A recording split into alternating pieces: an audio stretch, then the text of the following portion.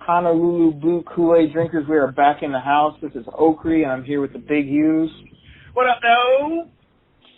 We are here today talking about these free agents that are going to be on the market beginning of March, Hughes, the first week of March. So we got a few names, a few different positions we'd like to talk about right here. I'd like to talk about the position that everybody in Detroit is talking about. And I know we need help on the defensive side of the ball, but what would make most fans the most happy at this point is what we like to call, I don't even know if we know what it looks like anymore, but it's called a run game. Remember when we had number 20 back there? Yeah, back in the day. Doing some big things. Yeah, we haven't seen anybody since that can do anything. So let's talk some running backs right now, some free agent running backs. A few names I'll throw at you is we've got Carlos Hyde, Dion Lewis. I'm looking at Isaiah Crowell. And even a guy like Jeremy Hill, still only 25 years old. So out of those four names, pick one, give me your take on it, and would he fit in a Detroit Lions uniform? Yeah. So when I look at those names, like when I think of running back, we've kind of had like running backs the last couple of years who have just kind of like played a part. They haven't really been the guy. So if we're looking to replace our part players, our role guys, so to speak, we need someone who could be the guy. And when I look at those four guys, there's only really one that sticks out to me as somebody who can, be the bell cow, so to speak, who can carry the load, and that's Carlos Hyde. I know he hasn't had the best numbers in San Francisco. Dude was a beast at Ohio State. He's got the build for it.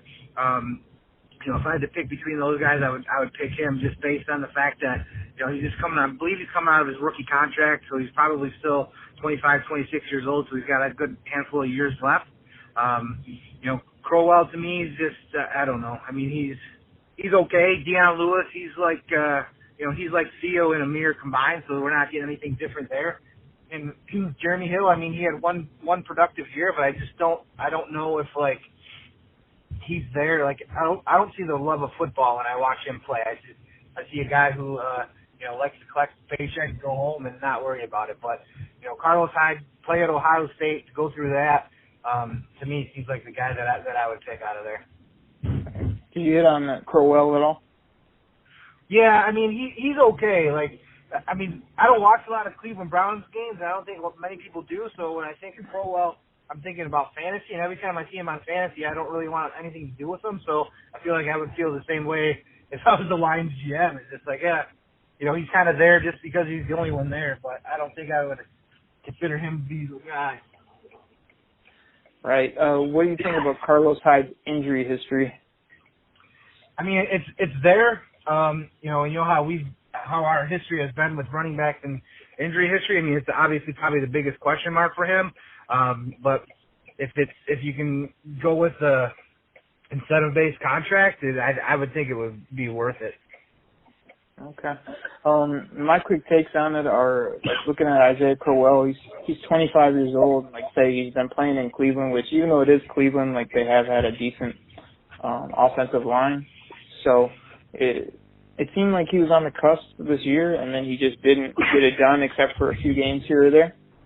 Yep. So I really, every time I've seen him, I like his running style. I always felt like he ran hard, and he's a banger, which is what I feel like we need. I'm with you on Carlos Hyde that he's got the pedigree, the talent. The injuries are an issue. The age is nice. He's still young and has some tread there. So between Crowell and Hyde are probably my first two options. Dion Lewis, unless Matt Pat and Quinn know something I don't, I just think that he's a good player, but I don't think he's a good fit for Detroit. And that was interesting, your take on Jeremy Hill as far as, maybe not wanting it, stuff like that. I got a different take. I mean, I think he's been not good for, 2 years now. He's been slowly weeded out in Cincy, but to me, I'm looking at it here. I think he's 25. That first year, he was an absolute beast. And from what I know about him, which, again, I don't know his whole bio, but I think he's a guy that wants to be the lead guy again and wants the opportunity. And will he get that full-time in Detroit? I don't think so, but I think if he was given a hefty set of carries and was the go-to goal line back, I think that guy can still play. So, I would put Hill in that mix. I would probably stack it of I'm probably going to stack at Crow at the top, just because you can probably get him a bit cheaper than Hyde, and because I think he's more of a banger. I guess I'll put Hyde second just based on talent. And then I'm going to put Jeremy Hill in there as a wild card of just saying maybe he needs a new set of scenery and maybe he needs a defined role, which is score touchdowns, get fourth downs, and when we give you the ball the other times, get north and south and make plays. So yeah, that's how I'd stack up the running backs. Yeah, I like it. I think either any of those four guys, could add something if that's the direction they want to go. If they want to have four running backs carry the load, then fine. That's you need to add somebody who can get first downs and not have to rely on old Double Z to get them for us every time. Right, and if you heard the Bob Quinn and Matt Pat today, they both kind of talked about what's a feature back or what does that mean. So it seems like they still want to go committee style. So no matter who we get, it's still going to come off the field for Theo. Amir's still going to be mixed in.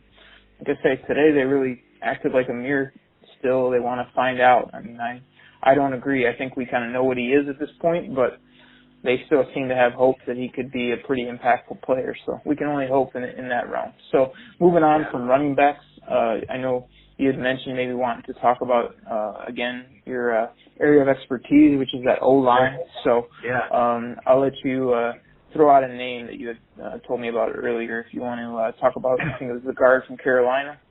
Yeah, Mr. Norwell. So it seems to be like a trend, like, last year and then, with TJ and then also with Rick Wagner as far as signing guys to replace your offensive line. I know that we talked last cast about, letting Swanson walk, moving Glasgow over to center and finding a replacement guard in the draft. And, it's possible, but I also think, if you want to build your run game and protect that arm back there, you might as well, go for some big-time talent. And I think, throwing a guy like, Norwell into the mix with those other four guys, you have a superior offensive line. And, it's like paying for an insurance policy. You want the cheap policy and hope you never have to use it, or do you want to pay the good stuff and know that when you need it, it's there? So I think you got to take the same approach when you're talking about your offensive linemen. And I think, if you got some money to throw around, you might as well find yourself a, Pro Bowl caliber guard to go along with your other guys. Yeah, I'm just having a struggle with how much resources you can find guards in the late rounds. You can find should be able to. I mean, we already have invested in four spots now, either with draft or with big money.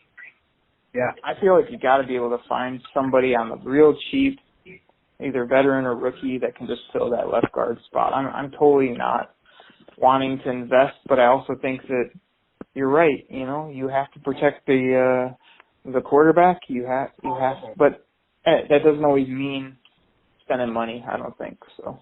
Yeah, I mean, with Swanson and not Swanson, but with Lang and Wagner, I mean, their cap number is anywhere between like 9 and 11 mil. So you're probably looking somewhere the same for a guard. So I guess you're right. I mean, you want to throw 30 million or 33 million on three guys on the offensive line. I mean, it's there to do if you want to, but most teams probably won't. But if they ended up doing it, I wouldn't be upset about it because that's what they need to hopefully help with the run game and protect Stafford. So what I really want to do, though, is see that it pays off. Like, that's what this year is going to be all about. Like, if all the linemen that we paid for and Taylor Decker are healthy, I want to see him totally keep Stafford upright. And, hey, here's an idea. Maybe move somebody in the run game so we can actually get some short yardage, get some touchdowns on the ground, because I don't want to pay for this and not see a big payoff. Like, we need to really notice it next year that, hey, man, our quarterback's barely ever getting hit. And I just felt like that was nowhere to be found last year after the big investment. So, I don't mind investing, but I need a return on that investment for sure.